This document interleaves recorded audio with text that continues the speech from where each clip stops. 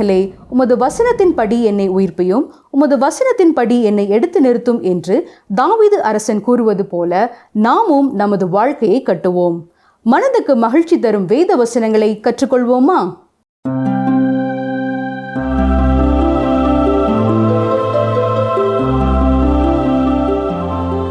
அன்பர்களே, கடந்த நிகழ்ச்சியில் பவுல் போஸ்தலனுடைய வாழ்க்கை இன்றைய ஊழியர்களுக்கு எப்படி ஒரு மாதிரியாக இருக்கிறது என்று கற்றுக்கொண்டோம்.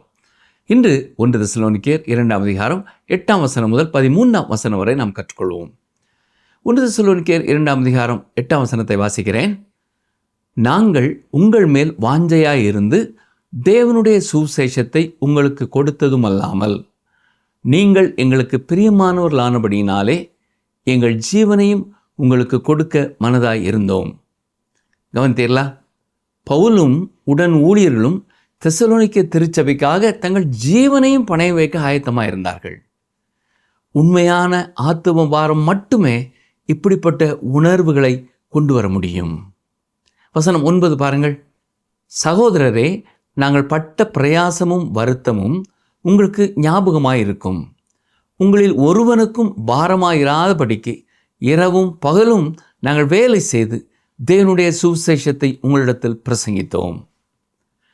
இரவும் பகலும் பிரயாசமும் வருத்தமும் பாராமல் பணி செய்வதுதான் அன்பு. அதுதான் தாயின் அன்பு. ஒரு தகப்பன் காலை முதல் இரவு வரை வேலை செய்கிறான். ஆனால் இரவிலும் விழித்திருந்து சேவை செய்வதுதான் தாயின் அன்பு. ஊதியத்திற்காக பணி செய்யும் ஒரு நர்ஸ் இரவிலையும் பணி செய்வது போல் அல்ல. ஒரு தாயை போல மிக கரிசனையாய் தான் அந்த சபையை நேசிப்பதாக கூறுகிறார். எந்த ஒரு சங்கத்தையும் சேர்ந்தவர் அல்ல பவுல். தாய்மார் ஒரு நாளிலே 8 மணி நேரங்கள் தான் வேலை செய்ய வேண்டும், பணி செய்ய வேண்டும் என்று கூறும் ஏதாவது மாதர் சங்கங்களை குறித்து நீங்கள் கேள்விப்பட்டிருக்கிறீர்களா? மணியை பார்த்துவிட்டு மணி 8 ஆகிவிட்டது, இனி நான் என் குழந்தையை பார்க்க போவதில்லை என்று எந்த தாயாவது கூறுவாளா?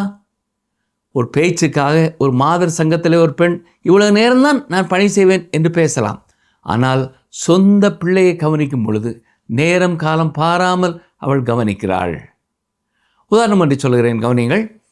மாலாவும் ரத்னாவும் பல ஆண்டு காலம் அந்த கம்பெனியிலே ஒன்று போல வேலை செய்து வந்தார்கள்.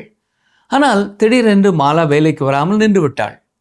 1 ஆண்டுகள் உருண்டோடி விட்டது. தற்செயலாய் ஒரு நாள் ரத்னா மாலாவை பார்த்தாள். என்ன, நீ திடீரென்று வேலைக்கு வரவில்லை, என்ன ஆயிற்று? இப்பொழுது நீ என்ன செய்து கொண்டு இருக்கிறாய், எங்கே வேலை செய்கிறாய் என்றாள். அதற்கு மாலா, இப்பொழுது நான் வேலை ஒன்றும் செய்யவில்லை, எனக்கு திருமணம் ஆகிவிட்டது, எனக்கு கணவன் மட்டுமல்ல ஒரு சிறு பையனும் இருக்கிறான்.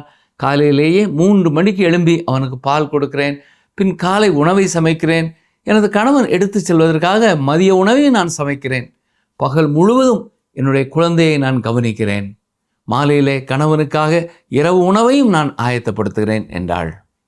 இதை கேட்ட ரத்னா சொன்ன பதில் என்ன தெரியுமா? வேலை செய்யும் காலங்களிலே எப்பொழுதும் நீ மணியையே பார்த்து கொண்டிருப்பாய், 5 மணி அடித்தால் போதும், நீ இருக்கும் இடம் தெரியாது என்று கூறினாள். அதற்கு மாலா, இப்பொழுது நான் மணியையே பார்க்கிறதில்லை, மிக நீண்ட மணி நேரங்கள் வேலை செய்கிறேன், ஆனால் அது எனக்கு உண்மையாகவே வேலையாகவே தெரியவில்லை என்று கூறினாள். ஆம் பிரியமானவர்களே, கணவன் மேலுள்ள அன்பும் குழந்தை மேலுள்ள அன்பும் அவளை இரவு பகல் தெரியாமல் பணி செய்ய வைத்தது. அது ஒரு பாரமான பணி அல்ல, அதை அன்பின் சேவையாக எண்ணி செய்கிறாள். அதே போலத்தான் பவுல் அப்போஸ்தலனும் தெசலோனிக்கே மக்களை நேசித்தார். நிகழ்ச்சியை கேட்டுக்கொண்டிருக்கிற அன்பரே, நீங்கள் ஒரு திருச்சபைக்கு பொறுப்பாளராக இருப்பீர்கள் என்றால் உங்கள் திருச்சபை மக்களை சந்தித்து அவர்களுக்காக ஜெபிக்க உண்மையான அன்பும் கரிசனையும் உள்ளவராக இருக்கிறீர்களா? இன்று திருச்சபை போதகர்கள் பலர் தங்கள் சபையில் உள்ள மக்களை சந்தித்து அவர்களுடைய நலனை விசாரித்து அவர்களோடு நேரம் எடுத்து ஜெபிக்க செல்வதில்லை. எனவே பல சபைகளிலே உள்ள சபை மக்கள் மற்ற சபைகளுக்கு செல்ல துவங்குகிறார்கள். இதுவரை தெசலோனிக்கே சபை மீது தனக்கு இருந்த தாயை போன்ற அன்பை குறித்து விவரித்த பவுல் இப்பொழுது எப்படி அவர்களுக்கு ஒரு தகப்பனாயும் இருக்கிறேன் என்று கூறுகிறார். கவனிங்கள், வாசிக்கிறேன். 1 தெசலோனிக்கேயர் 2ஆம் அதிகாரம் 10ஆம் வசனம். விசுவாசிகளாகிய உங்களுக்குள்ளே நாங்கள் எவ்வளவு பரிசுத்தமும் நீதியும் பிழையின்மையுமாய் நடந்தோம் என்பதற்கு நீங்களும் சாட்சி, தேவனும் சாட்சி. பவுல் அப்போஸ்தலன் அவர்கள் முன் எப்படி தான் ஒரு மாதிரியாக இருந்தேன் என்கிறார். பரிசுத்தமும் நீதியும் பிழையின்மையுமாய் இருந்தோம் என்கிறார். கர்த்தருக்கென்று பிரித்தெடுக்கப்பட்டவராய் பரிசுத்தமாய் தனது பணிவிடையை செய்து வந்தார். நீதியாய் என்று சொல்லும் பொழுது மனிதனுக்கு செய்ய வேண்டிய கடமையை அந்தந்த நேரத்திலே சரியாக அவர் செய்து வந்தார். தேவனுக்கு செய்யும் பணிவிடையையும் செய்தார், மனிதர்களுக்கு செய்ய வேண்டிய பணிவிடையும் செய்தார் என்று பலர் நாங்கள் அர்ப்பணித்த கிறிஸ்தவர்களாய் இருக்கிறோம் என்று கூறுவார்கள். அப்படி நீங்கள் கூறுவீர்கள் என்றால் கர்த்தருக்கு முன் பரிசுத்தமாய் வாழ கடமைப்பட்டிருக்கிறீர்கள். தேவனை பார்த்து பணிவிடை செய்யுங்கள், கடிகாரத்தை பார்த்து பணிவிடை செய்யாதிருங்கள். உங்கள் பணிக்கு பொறுப்பாக இருக்கிறவர்கள் உங்களை கவனிக்கிறார்கள் என்று மட்டும் பணிவிடை செய்யாதிருங்கள். பணி நேரங்களிலே அலுவலகத்திலே மற்றவர்கள் மேஜை அருகே போய் நின்று அவர்கள் பணி செய்வதையும் கெடுத்து கொண்டு நில்லாமல், பொறுப்பாளர் கவனித்தாலும் கவனிக்காவிட்டாலும் கர்த்தர் உங்களுக்கு கொடுத்திருக்கிற பணியை கவனமாக ஜாக்கிரதையாக செய்யுங்கள்.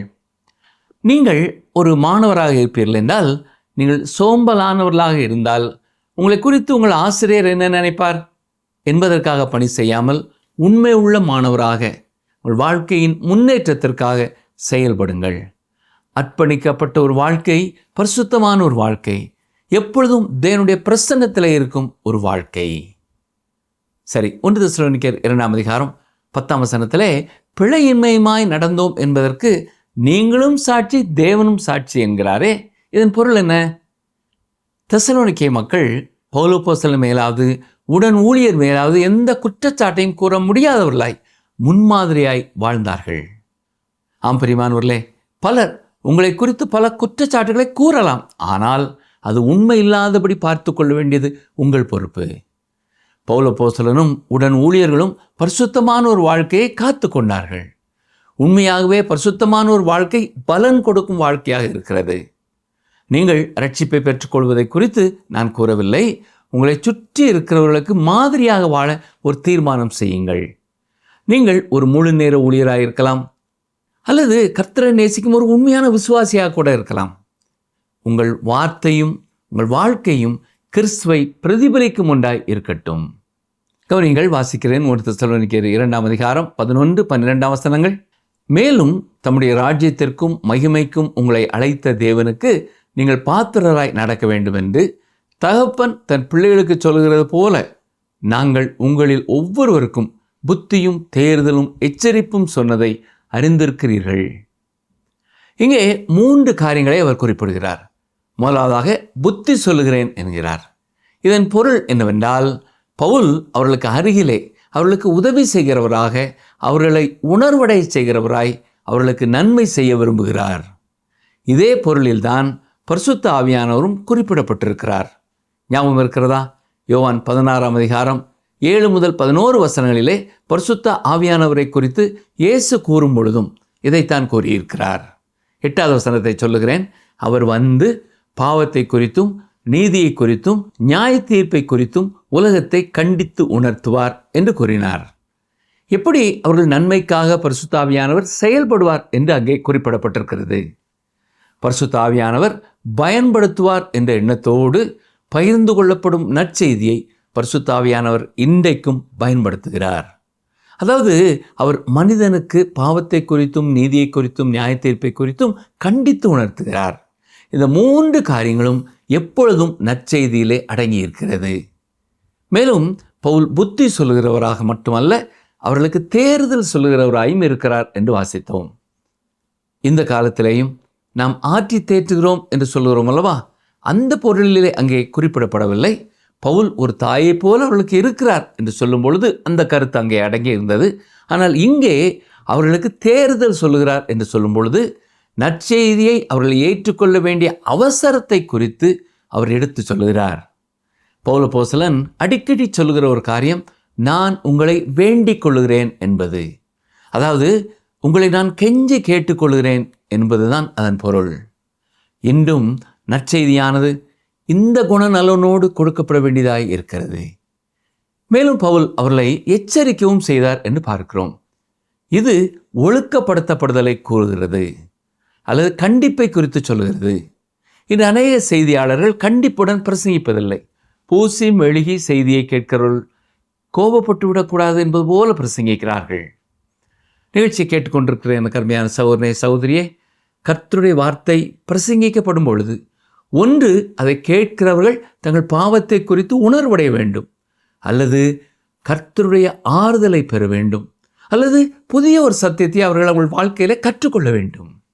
இந்த மூன்றிலே ஒன்றும் மக்கள் இதயத்திலே நடைபெறவில்லை என்றால் அது பரிசுத்த ஆவியானவரால் பயன்படுத்தப்படாத ஒரு செய்தியாகவே போய்விடுகிறது. பவுல் அப்போஸ்தலன் ஊழியங்களுக்கும் இன்றைய ஊழியங்களுக்கும் எவ்வளோ பெரிய வித்தியாசங்கள் இல்லையா? அருமையான சகோதரனே சகோதரியே, இன்று பல ஊடகங்கள் மூலம் விநியோகம் செய்யப்படும் வேத ஆராய்ச்சி மூலம் கொடுக்கப்படும் கர்த்தருடைய வார்த்தைகள் ஒன்று பாவ உணர்வை கொடுக்க வேண்டும், அல்லது ஆறுதல் படுத்த வேண்டும், அல்லது புதிய சத்தியங்களுக்கு கீழ்ப்படியும்படியாய் கற்றுக் கொடுக்க வேண்டும். இதற்காக நீங்களும் தொடர்ந்து ஜெபியுங்கள். 11வது வசனத்திலே பவுல் கூறும் ஒரு காரியத்தை நாம் சற்றே கவனிக்க வேண்டும். உங்களை அழைத்த தேவனுக்கு பாத்திரராய் நீங்கள் நடக்க வேண்டும் என்று தகப்பனை போல புத்தி சொல்லி தேர்தல் படுத்தி எச்சரிப்பு கொடுக்கிறேன் என்று சொல்கிறார். எபேசு சபைக்கு கூறும் பொழுதும் இதே சத்தியத்தை அங்கே அவர் குறிப்பிட்டார்.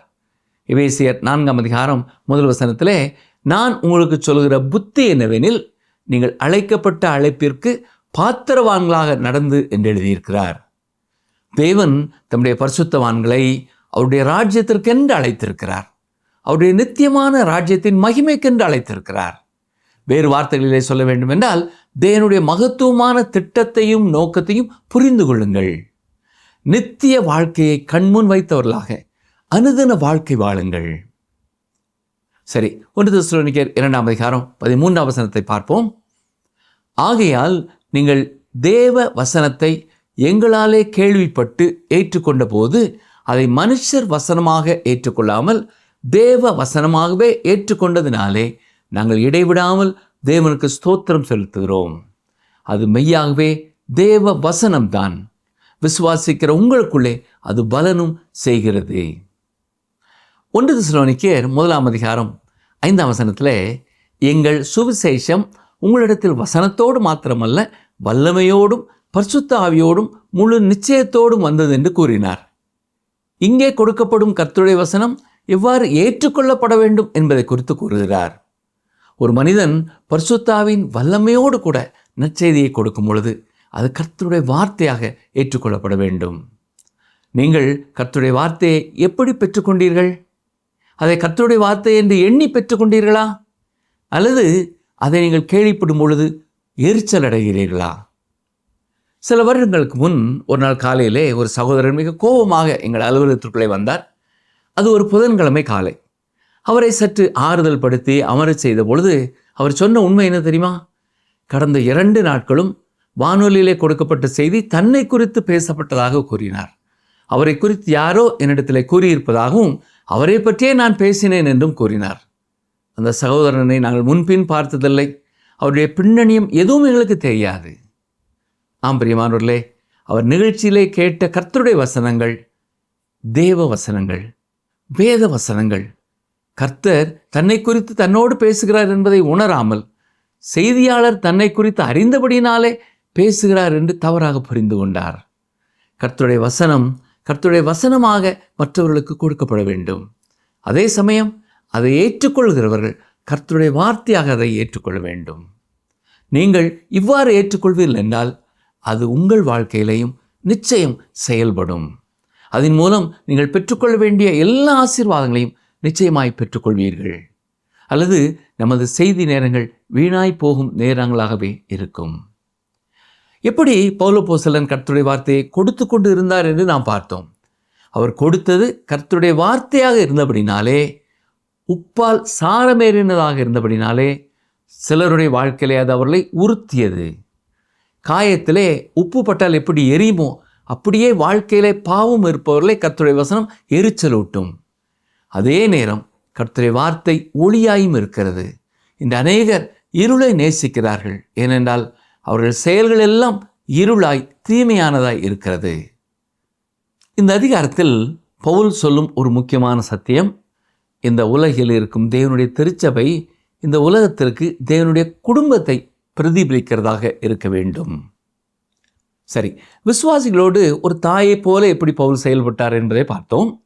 ஒரு தகப்பனுக்கும் மகனுக்கும் உள்ள உறவை போல அந்த உறவு பவுலுக்கும் அந்த திருச்சபை மக்களுக்கும் இருந்தது என்று பார்த்தோம். சிலர் எங்கள் திருச்சபை ஒரு குடும்பத்தை போல இருக்கிறது என்று சொல்வார்கள்.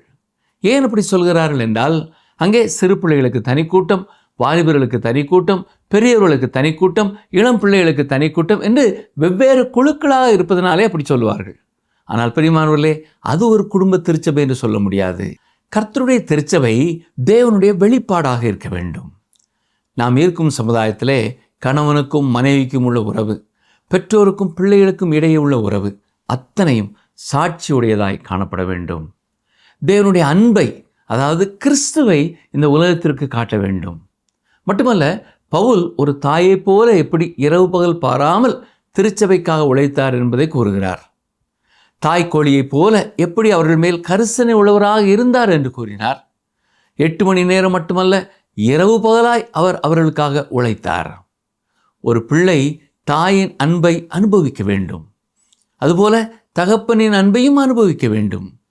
திருச்சபையில் பவுல் ஒரு தகப்பனைப் போல, ஒரு தகப்பன் பிள்ளைகளுக்கு புத்தி சொல்வது போல புத்தி சொல்ல வேண்டிய நேரம் புத்தி சொல்லி, எச்சரிப்பு கொடுக்க வேண்டிய நேரம் எச்சரிப்பு கொடுத்து, அவர்களை ஆறுதல் படுத்த வேண்டிய நேரம் ஆறுதல் படுத்தினார். ஆம், ஜனங்கள் அவரால் ஆறுதல் படுத்தப்பட்டார்கள். நாம் ஆறுதல் படுத்தப்பட்டால் மட்டும் போதாது, ஒழுக்கப்படுத்தப்பட வேண்டிய நேரங்களிலே கண்டிப்பாய் ஒழுக்கப்படுத்தப்பட வேண்டும். இன்று பல விவாகரத்துக்கள் நடப்பதால் பல குடும்பங்களிலே தகப்பன் ஒழுக்கப்படுத்தல் இல்லாத ஒரு சூழ்நிலையை நாம் பார்க்கிறோம். குடும்பங்களில், பள்ளிகளில், சமுதாயத்தில் மட்டுமல்ல திருச்சபைகளிலேயும் கண்டிப்பு குறைந்து கொண்டே வருகிறது. தேவனே அனைத்தையும் சரி செய்ய அவரை நோக்கி பார்ப்போம். இன்றைய நிகழ்ச்சியை நாம் இத்தோடு நிறைவு செய்வோம். ஜெபிப்போம். எங்களை நேசிக்கிற நல்ல ஆண்டவரே, இந்த நாளிலேயும் உம்முடைய வசனத்தின் மூலமாய் நாங்கள் கற்றுக்கொண்ட சத்தியங்களுக்காக உமக்கு நன்றி செலுத்துகிறோம்.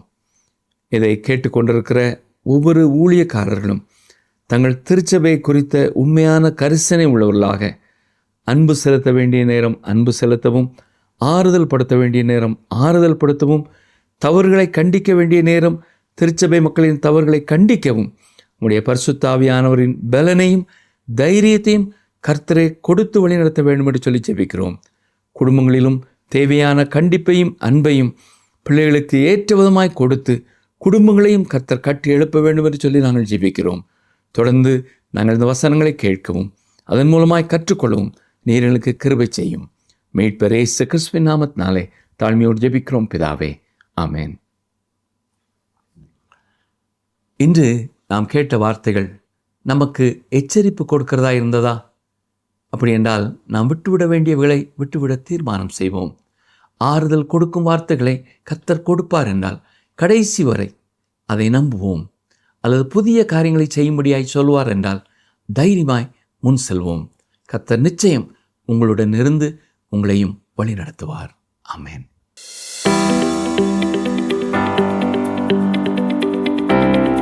விசுவாசிகளாகிய உங்களுக்குள்ளே நாங்கள் எவ்வளவு பரிசுத்தமும் நீதியும் பிழையின்மையுமாய் நடந்தோம் என்பதற்கு யார் சாட்சி என்று பவுல் கூறுகிறார். விசுவாசிகளாகிய உங்களுக்குள்ளே நாங்கள் எவ்வளவு பரிசுத்தமும் நீதியும் பிழையின்மையுமாய் நடந்தோம் என்பதற்கு யார் சாட்சி என்று பவுல் கூறுகிறார். ஆப்ஷன் ஏ கொரிந்தியர், ஆப்ஷன் பி தெசலோனிக்கேயர், ஆப்ஷன் சி கலாத்தியர். இன்றைய கேள்விக்கான சரியான பதிலை 9962032803 என்ற எண்ணிற்கு வாட்ஸ்அப் மூலம் அனுப்புங்கள். அன்பர்களே, பவுலை போல மற்றவர்களுக்கு ஆறுதலை கொடுக்கும் மகளாகவோ மகனாகவோ நாம் வாழ்கிறோமா? கர்த்தருடைய வசனத்தை கலப்பில்லாமல் மற்றவர்களுக்கு கொடுக்கிறோமா? அல்லது சொந்த பேச்சை பேசுகிறோமா? நமது தேசத்தின் எழுப்புதலுக்காக ஒவ்வொரு நாளும் ஜெபிக்க மறவாதீர்கள். அடுத்த நிகழ்ச்சியில் சந்திப்போம். கர்த்தர் உங்களை ஆசீர்வதிப்பாராக. இந்த நிகழ்ச்சி உங்களுக்கு பிடிச்சிருக்கா? அப்ப இப்பவே மிஸ்டர் கால் கொடுங்க. பரிசு வெல்றது நீங்களாவும் இருக்கலாம்.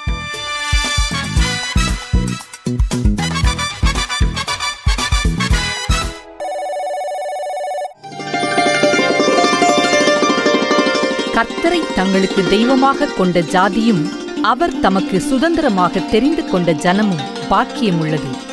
சங்கீதம் 33:12.